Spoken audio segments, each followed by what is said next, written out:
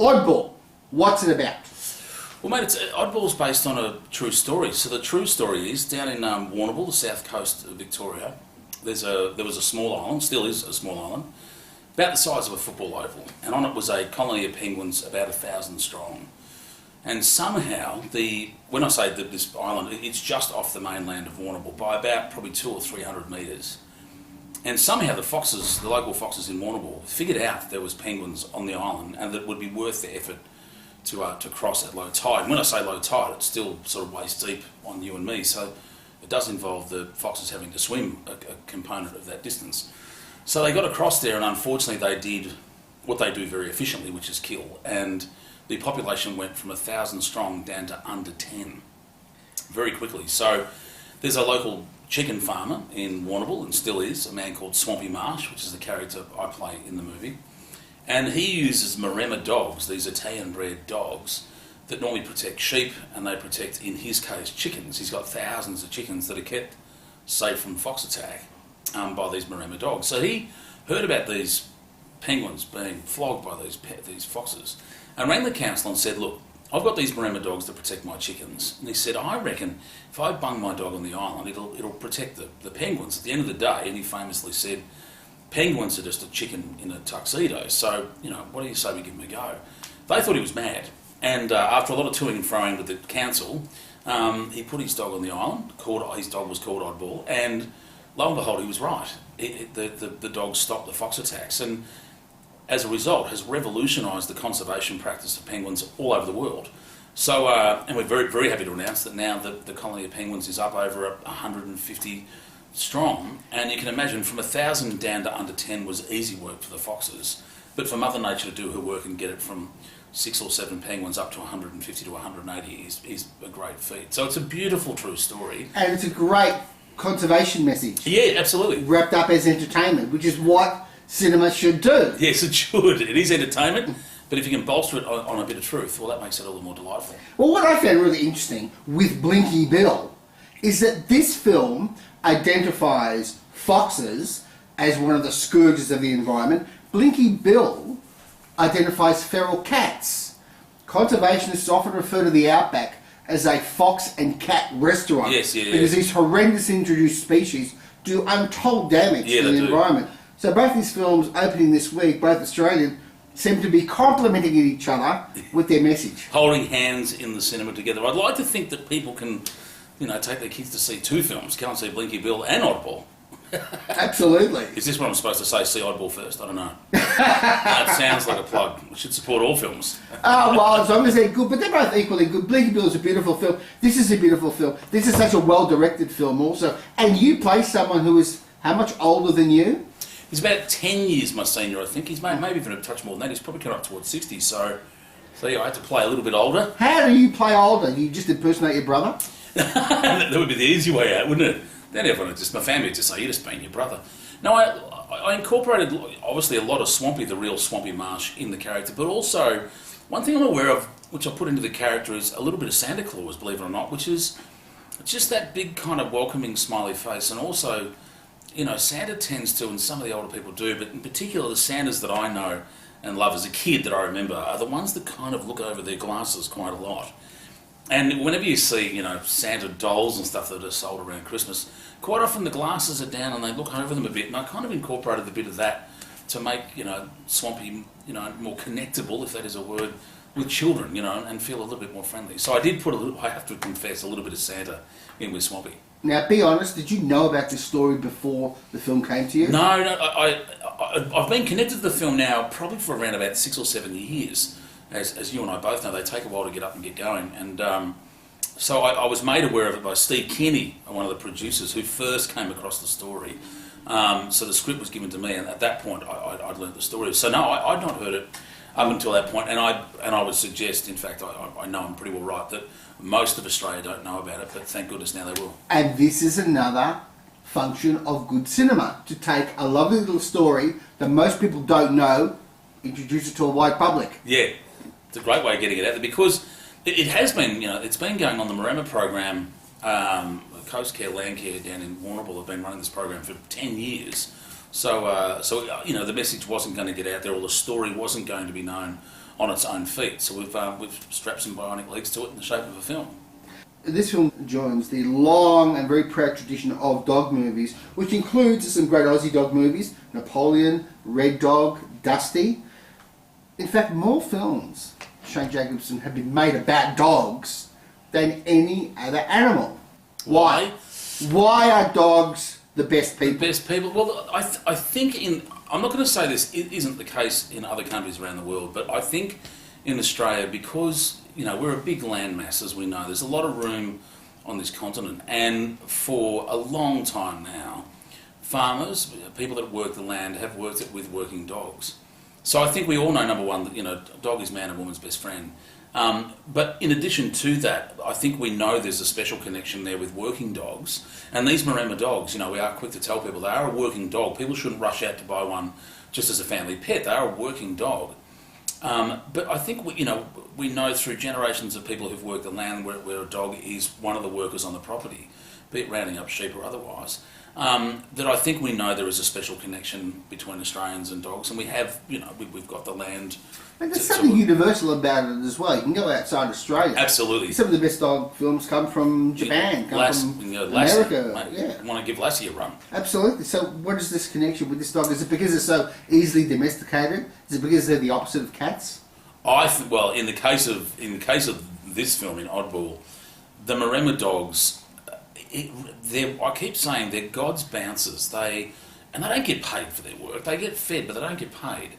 That it is in their marrow. It's the goodness that lives within them that has them, and it's such a rare story. If you turn on National Geographic, and I keep saying I'm a part of this cycle, it's a dog eat dog world, pardon the pun, but that quite often when you watch it, you see animals attacking other animals for survival. I'm a meat eater, so I'm part of that cycle. It's so rare you see a story about an animal that just for no other reason than it feels the need to protect another species of animal.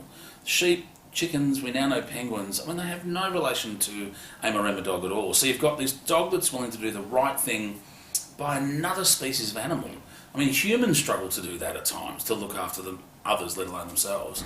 And you've got this dog that dedicates its life, and I do mean their life. They will die trying to protect the flock or whatever it is, the colony of penguins. In America, there's been cases where they've taken on bears that have come into their zone, and they will die trying. They obviously can't beat a bear. So I think, when you mix that kind of a characteristic of an animal, and then make it white, fluffy and gorgeous, well, that's the stuff, that's stuff of legend. That's a superhero, isn't it? That's Clark Kent, who walks around mild-mannered reporter who, push comes to shove, can shove. And I think when you and then you grab all that and go, it's a true story, and it's protecting fairy penguins. It's protecting something with the name fairy in it. You can't write better than that. You can't. You can imagine it. Can't write it. It's just turning out to be an incredible year for Australian film. Fantastic. You ought to know because you're in half of them. Saw you with The Dressmaker. Terrific film. Terrific performance. So congratulations Thanks, on that. mate. What's going on? Well, it's the film industry seems to be in a good state, and I don't just mean Victoria. It's good stories. We've got to say, you've got to look at writers and producers here. Steve Kenny was the one that found this story. Richard Keddy obviously came on board to bring it to fruition. So we've already discussed Oddball. Dressmaker Rosalie Ham wrote an amazing book. And you and I know one thing to be true with films, and that is the thing that makes a great film is number one, a great story, number two, a great story, and number three, a great story. Rosalie Ham with Dressmaker, it's a fantastic story. Paper Planes has had great success. A good family film. When we were kids, for you and me, I'm guessing it's Storm Boy for us. For our age group, when we were a kid, that we really connected with something. So the other great thing is, families will go and see an Australian film. Again, we know the answer has to always have bolted to it if it's good. But these are great family stories which are attended really well by Australians. So I found with Oddball, in a way, can be seen as a case study for what you need to have a good Australian film, and that this film actually shares a lot of filmmaking principles with other films, as different as they may be. It has strong story, has a structure to it, yes, terrific performances, and a third act. Yes, means you have an ending, means you have a resolution. People leave the cinema feeling they've seen a well-rounded movie. story. They don't need to finish the story off themselves. So I think the film is actually typical, in principle, of what's happening elsewhere. Of the stencil of what it takes to make a good film. And the other thing that we have the advantage of, and no fluke, again, obviously, when Steve Kenny found the story, he knew it was a true story, which makes it that much greater.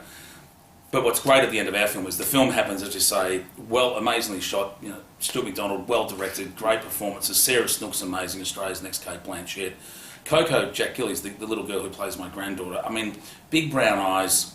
So, what I was going to say there was, you've got me playing the grandfather character, you've got Sarah Snook playing my daughter, so she can obviously play the part of people in that mid-20 range, sort of young parents. You've got a little kid, so the kids watching the film have got someone to connect with. Grandparents can look at my character and go, well, that's where we are in the world. And then you've got animals there, so young kids who are even at 4 and 5 can just connect and go, it's a fairy penguin and a dog, I love that. At the end, so everyone's pleased all the way through. A great story, it's based on the truth.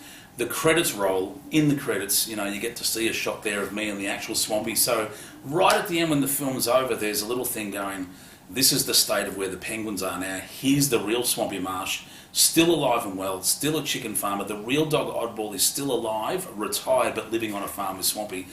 I love at the end of a film when you see the actual photos of the real people. And this is not a story from the 1920s. This story is only 10 years young. So there's that added little bonus that when the credits have finished rolling, that people can then go away, go on Google, whatever your search engine is, get on the internet and look at it and realise this thing is still happening now on the island and around the world. So our film tells people the story, but the story continues in Australia, in Warrnambool, on Earth, as we speak, right now. You're such a universally liked guy, and you tend to play very likeable characters on stage, big screen and small screen. A few exceptions aside, like cops that like eating donuts. But are you ever going to go dark on us? Yeah, I'd love it. Would you like to play a villain? Not like to play a villain, I'd love to play a villain. I mean, because I'm an actor, you and I know it's like you in your position want to watch all kinds of movies, and I as an actor want to be in all kinds of movies. And yeah, I'd love to play a dark character. So if anyone's out there writing a script now with a dark character, what would you like? What would you like? Do you have an idea for a villain, kind of villain you'd like to do? I don't have a particular idea in mind, but I just love it. I mean, actors like to show range. You can imagine that's one of those words I'm supposed to use. I want to show range. I just think it'd be nice just to try something different. I mean, if I was a chef, I'd want to make spicy foods as well as good salads. As an actor, I want to play nice and bad. Are you going to give us a yes or no on a Kenyan Sequel? I've spoken to your brother about it. I mean, it's going to be 20 years next year. 10 years next year, yeah. Sorry, 10 years next year. But time travels fast. Are you going to do it or not? Well, the truth is we feel, me and Clayton, my brother, feel that everything that was left to be answered with Kenny, we did in the TV series, we did with Kenny's World. Plus Kenny won't answer my phone calls, because I've not put on the overalls now for over 8.5 years. What about a book about the making of the film? I have been pushing your brother to shut up and get all that stuff down on paper, because I think you owe it to the industry about what went into the making of the film and the selling of it. If anything, the first thing that should happen is, my brother should write a book and/or produce a documentary in great detail about what he did to get the film where it was, because it would clear up some things that people think we wanted random, just made up words that just happened to work. There was a lot more work went into it than that, and my brother's a creative genius, so it would be a 5-hour documentary to show all the things he did, but I think it'd be worth the watch. What about a scouting comedy? A scouting comedy? Well, the Scouts are supporting this film because it's got great outdoor themes and family themes. And you're a major Scout figure? Yeah, well, I'm the Chief Scout of Victoria, so... it's writing itself as you speak. Comedy. The Scoutmaster, something, I don't know. You with a bunch, you're incompetent, whatever. It's writing itself. When it comes to being incompetent at tying knots now, pretty much all the Joeys, Cubs, Scouts, Venturers and Rovers can tie knots better than me now, so I think I am the comedy in scouting. What's next for you, man? Shooting 3 things at the moment. I've got Dressmaker coming out, as you know, and Jack Irish instalment 4 is happening in a series. So we're shooting that at the moment. Open Slather, Foxtel Comedy, still in the middle of shooting that. And Manspace, which I co-host and executive producer a TV show. So all that, 4 kids and a whole bunch of life in between it.